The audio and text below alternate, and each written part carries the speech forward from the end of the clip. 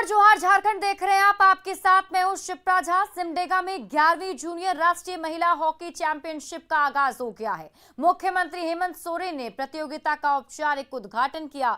सिमडेगा के astro turf stadium पर 26 राज्यों की टीमें राष्ट्रीय चैंपियन में हिस्सा ले रही हैं। 26 टीमों को 8 पूलों में बांटा गया है। 500 से अधिक खिलाड़ी प्रतियोगिता में हिस्सा ले रहे हैं। वेब प्रसारण के जरिए 196 देशों में प्रतियोगिता का वेब प्रसारण भी होगा। हॉकी चैंपियनशिप के उद्घाटन के साथ ही सीएम हेमंत सोरेन ने मल्टी स्पोर्ट्स कॉम्प्लेक्स का भी शिलान्यास किया। इस परिसर में एथलेटिक्स ट्रैक, इंडोर बैडमिंटन, तीरंदाजी centre, volleyball, basketball court, football मैदान जैसी सुविधाएं मौजूद होंगी।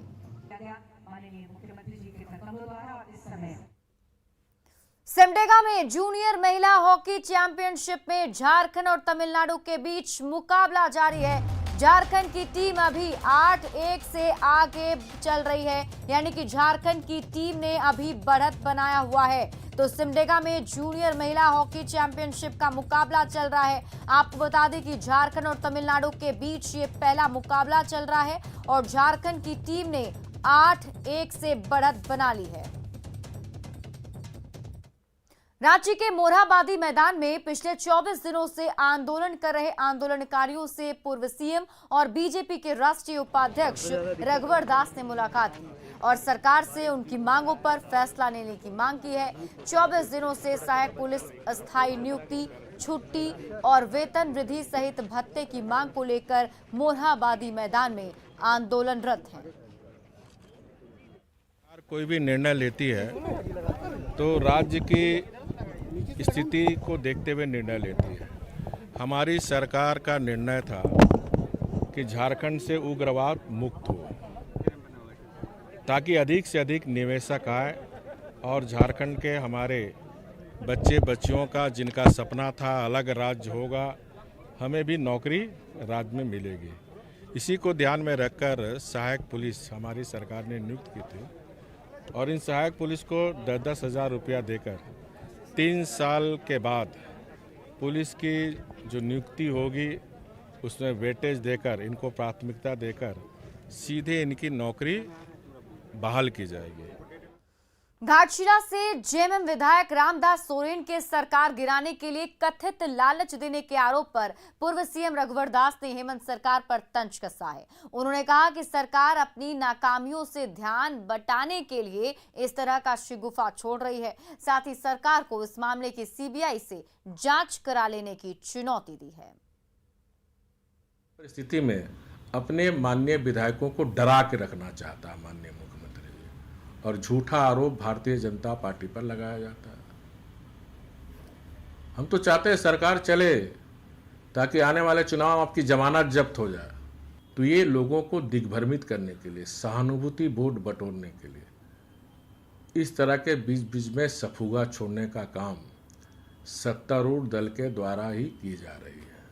मैं सरकार को चुनौती देता हूँ, है हिम्मत तो इस मामले को सीबीआई को रेफर करें। कौन है इसके पीछे? और एक बड़ी खबर पड़ोसी राज्य बिहार के सासाराम से आ रही है। बरूना में मुखिया प्रत्याशी पर जानलेवा हमला किया गया है। मुखिया प्रत्याशी की गाड़ी में आग लगा दी गई है। तस्वीरें हम आपको वहां के दिखा रहे हैं। देखिए, जिस गाड़ी में आग लगाई गई है वो गाड़ी पूरी तरह जलकर खाक हो चुकी है। शिवपुर पंचायत की मुखिया की गाड़ी में आग लगाया गया है। बरूना गांव के पास फायरिंग की भी खबर सामने आई है। चुनाव प्रचार के दौरान उपद्रवियों ने ये हमला किया है और तस्वीरें हम आपको वहां की दिखा रहे हैं। एक्सक्लूसिव तस्वीर के जरिए आप देखने की कोशिश कीजिए। ये वही गाड़ी है जिस पर मुखिया थे और हमला किया गया है।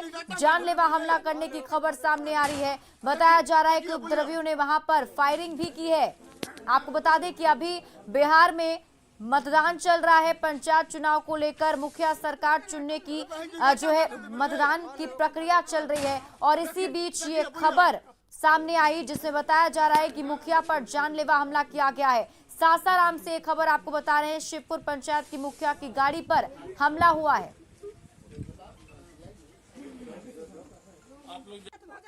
तो ये बड़ी खबर आपको सासाराम से बता रहे हैं। शिवपुर पंचायत की मुखिया पर जानलेवा हमला किया गया है। तस्वीरें में आपको वहां की दिखा रहे हैं। देखिए, यही वो गाड़ी है जिस पर बताया जा रहा है कि हमला किया गया है। मुखिया इस पर सवार होकर जा रहे थे जिस वक्त ये हमला किया गया। बरूना में मुखिया प्रत्याशी पर उपद्रवियों ने हमला किया है। हालांकि राहत की बात यह है कि हमले में कोई भी घायल नहीं हुआ है। आपको बता दें कि पंचायत चुनाव के मद्देनजर मतदान हो रहा है। सुबह 7 बजे से मतदान की प्रक्रिया चल रही है। लोग बढ़ चढ़कर हिस्सा ले रहे हैं मतदान की इस प्रक्रिया में। पंचायत चुनाव के मद्देनजर वोटर जो हैं वो बूथों पर पहुंच रहे हैं, वोट भी कर रहे हैं। लेकिन इसी बीच कुछ ये अलग सी खबर सासाराम से सामने आई, जहां पर मुखिया प्रत्याशी पर हमला किया गया है। और इस खबर पर अधिक जानकारी के साथ हमारे सहयोगी अजीत जुड़े हुए हैं। अजीत, क्या कुछ अपडेट मिल पा रहा है? क्या मुखिया प्रत्याशी उसमें सवार थे जब ये हमला हुआ? किसी के हताहत होने की भी खबर है क्या?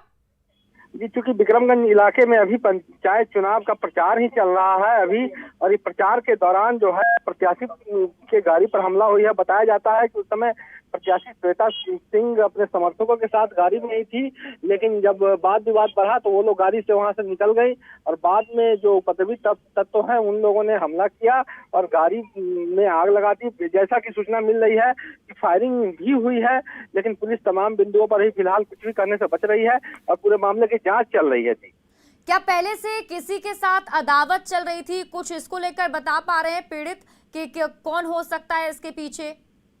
कि चूंकि अभी जो वर्तमान मुखिया हैं शिवपुर पंचायत के, उनका पहले से ही कई मामलों में विवाद चल रहा है और पहले भी उन पर हमला हुआ था और उसी हमले के कड़ी में इसको देखा जा रहा है। और पिछले कई सालों से जो वर्तमान अभी वहाँ मुखिया हैं उनका ऐसो कुछ गांव के लोगों से विवाद चल रहा है। उसी विवाद में भी संभवतः यह हमला हुआ होगा। पुलिस तमाम बिंदुओं पर जांच के बाद ही कुछ कहने की स्थिति में है। जी, बहुत बहुत शुक्रिया तमाम जानकारी के लिए अजीत। आप इस पूरी खबर पर नजर बना रखें, वापस भी आपसे अपडेट लेंगे। तो बड़ी खबर आपको सासाराम से बता रहे थे। देखिए, चुनाव प्रचार के दौरान जो है ये हमला किया गया है। बताया जा रहा है कि मुखिया प्रत्याशी के ऊपर हमला हुआ है। और इसी बीच हाजीपुर से एक बड़ी खबर सामने आ रही है। वैशाली के लालगंज में वोटिंग को लेकर बवाल हुआ है। मतदान कर्मी और मजिस्ट्रेट के साथ मारपीट की गई है। लालगंज के घटारो बूथ नंबर 196 और 197 पर मारपीट की बात जो है सामने आ रही है। मौके पर वैशाली के एसपी पहुंचे हुए हैं और अभी मामले की जानकारी लेने की कोशिश चल रही है। तो आपको बता दें कि दलबल के साथ अभी वैशाली के एसपी मनीष जो है वो पहुंचे हुए हैं। हमारे साथ हमारे सहयोगी राजीव मोहन जुड़े हुए हैं इस पूरी खबर पर। क्या कुछ हुआ था राजीव, जो ये मारपीट तक बात चली गई? क्या मसला था? देखिए, इस पूरे मामले में पुलिस पहुंचकर पूरे मामले की छानबीन कर रही है, लेकिन जो जानकारी आई है उसमें कहा जा रहा है कि मतदान शांतिपूर्ण चल रहा था। इसी दौरान कुछ उपद्रवी तत्व यहाँ पहुंचे और उन्होंने हंगामा करना शुरू किया और मतदान कर्मी जो मतदान केंद्र पर तैनात है उसके साथ मारपीट की गई।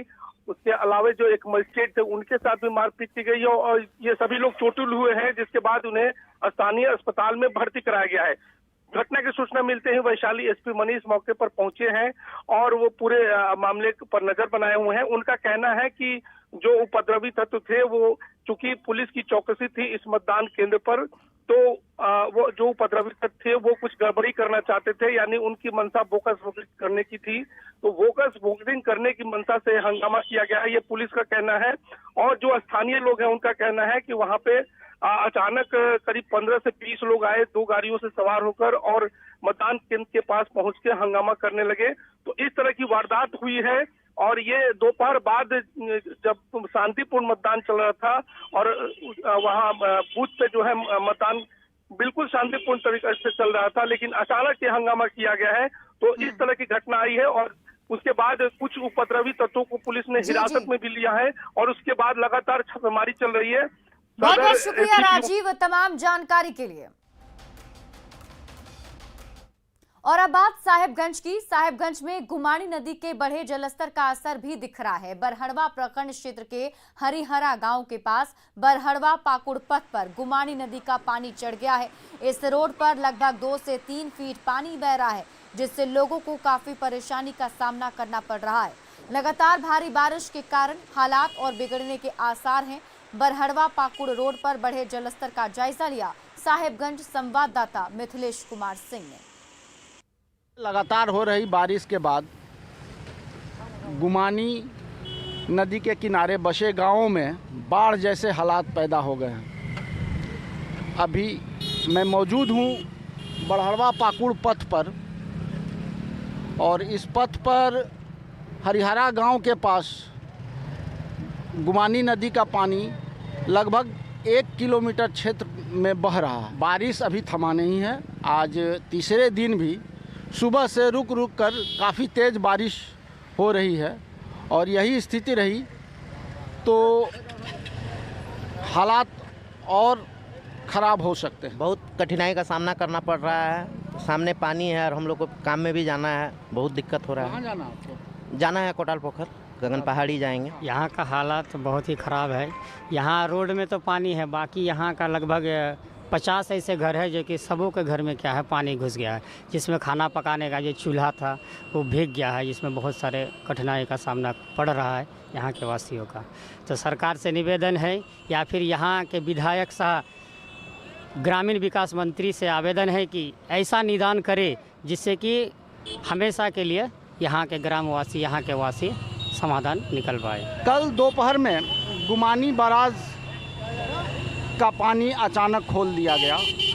इससे यहाँ की स्थिति गंभीर हो गई है। शाम होते होते गुमानी का पानी ओवरफ्लो करने लगा और ये हालात पैदा हो गया। भारी बारिश की वजह से दुमका में सिमरा नदी पर बनी पुलिया बह गई। रामगढ़ प्रखंड के कांजो पंचायत में पुलिया बहने से दर्जनों गांवों का संपर्क टूट गया है।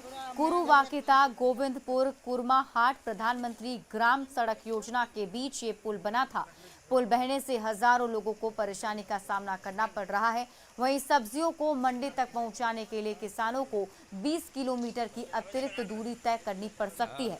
इस पुलिया का निर्माण करीब 20 साल पहले तत्कालीन विधायक दुर्गा सोरेन ने अपने फंड से किया था। दिनों से दुमका जिला में लगातार बारिश के कारण रामगढ़ प्रखंड के कांजो पंचायत अंतर्गत सिमरा गांव का पुलिया टूट जाने के कारण लोगों को आने जाने में काफ़ी दिक्कत हो रही है, एवं प्रखंड मुख्यालय से लोग कट गए हैं। प्रखंड मुख्यालय तक जाने में असुविधा हो रही है। इस पुल को अतिशीघ्र मरम्मत या निर्माण कराने की मांग करते हैं। धनबाद के SNMCH अस्पताल में नवजात की चोरी का मामला सामने आया है, जहां 2 महिलाओं ने चोरी की वारदात को अंजाम दिया। बच्चे की चोरी की तस्वीरें CCTV कैमरे में कैद हो गई है।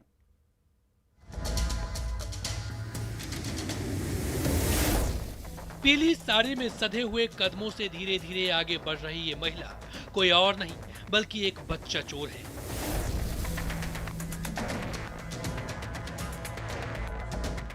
इस महिला के हाथ में एक नवजात है, जिसे चुराकर वो इस बिल्डिंग से बाहर निकल रही है।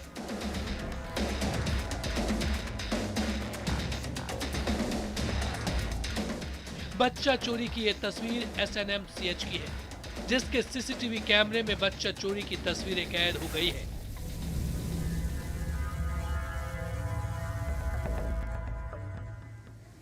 जिन मां के आंखों का तारा जन्म के कुछ देर बाद ही उनकी आंखों के सामने अलग हो गया हो, उस मां का रो रो कर बुरा हाल है। पीड़ित मां रो रो कर बेसुध हुई जा रही है।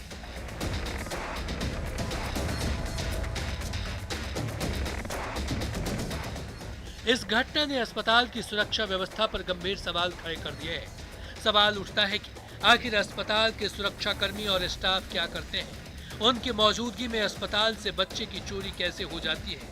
ये घटना पुलिस प्रशासन पर भी गंभीर सवाल खड़े करती है।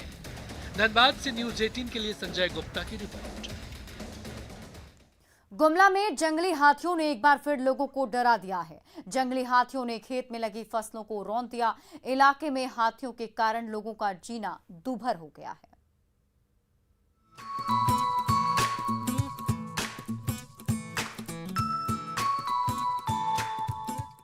कलकल कर बहती पानी की तेज धारा, उसमें अपने बच्चों के साथ अटखेलियां करता हाथी, कभी पानी के नीचे उतरता है तो कभी पत्थर पर चढ़ने के लिए कुलांचे मारता है। बता रहा है कि वो अपने बच्चे के साथ यहाँ बहुत खुश है।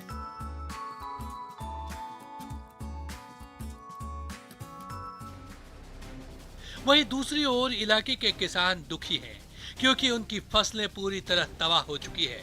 जंगली हाथियों ने उनकी फसलों को रौंद दिया है।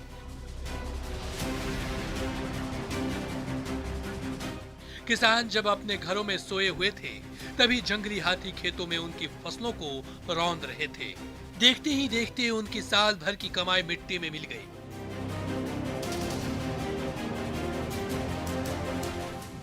इन किसानों के सामने बड़ी समस्या है कि वो साल भर खाएंगे क्या और अगली बार फसल कैसे लगाएंगे। पर किसान सरकार से मुआवजे की मांग कर रहे हैं। साथ ही वो ये भी मांग कर रहे हैं कि जंगली हाथियों को इलाके से भगाया जाए ताकि उनकी बची खुची फसल तबाह होने से बच सके। ये पहली बार नहीं है। इस इलाके में जंगली हाथी बार बार तबाही मचाते हैं, लोगों के घरों को तोड़ देते हैं, उनकी फसलों को रौंद देते हैं, यहाँ तक कि सामने आने वाले लोगों को भी कुचलकर मार डालते हैं। जरूरत है कि इन हाथियों को सुरक्षित उनके इलाके में ले जाकर छोड़ा जाए। गुमला से न्यूज़ 18 के लिए रुपेश कुमार भगत की रिपोर्ट। कोरोना के खिलाफ लड़ाई में भारत का टीकाकरण अभियान 100 करोड़ के लक्ष्य के करीब है। इस मौके पर लोगों को टीके के लिए प्रोत्साहित करने के लिए एक थीम सॉन्ग भी तैयार किया गया है।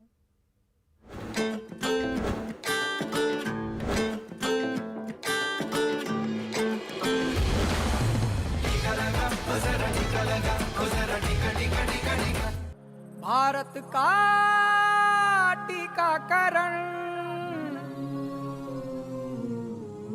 ये ही जान बचाएगा। भारत का टीकाकरण हमारी जिम्मेदारी भगाएगा। संकट दूर भगाएगा, जान यही बचाएगा। संकट दूर भगाएं, जन जन भागीदारी। टीकाकरण से टीके से मात खाएगी कोरोना महामारी।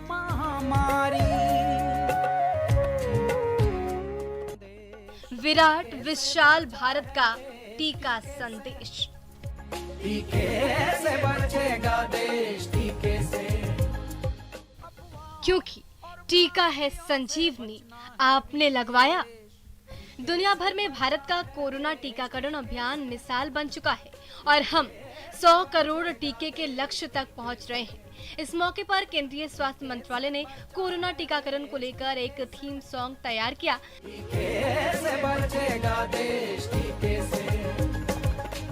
जिसे पेट्रोलियम मंत्रालय के अंतर्गत आने वाली तेल और गैस कंपनियों ने मिलकर बनाया है। है कुशल मार्गदर्शन, राज्य राज्य टीकाकरण से गतिमान है ये निराकरण। कैलाश खेर की आवाज में तैयार इस थीम सॉन्ग को देश भर के रेलवे स्टेशनों, मेट्रो स्टेशनों, हवाई अड्डों और बस अड्डों सरीखे तमाम सार्वजनिक स्थलों पर प्रसारित किया जाएगा। कैसे बचेगा देश टीके से, जिससे ज्यादा से ज्यादा लोग कोरोना के खिलाफ भारत की लड़ाई के बारे में जान सके और टीकाकरण के लिए प्रोत्साहित हो सके। देश में पहला कोरोना टीका 16 जनवरी 2021 को दिया गया। कई चुनौतियों के बावजूद भारत में दुनिया का सबसे बड़ा टीकाकरण अभियान जोर शोर से जारी है। इस अभियान में टीका लगवाकर हम सभी अपनी भागीदारी सुनिश्चित कर रहे हैं। Bureau report, news 18 network. क्षिति पावक हे नील गगन, कण कण वायु प्राण सृजन।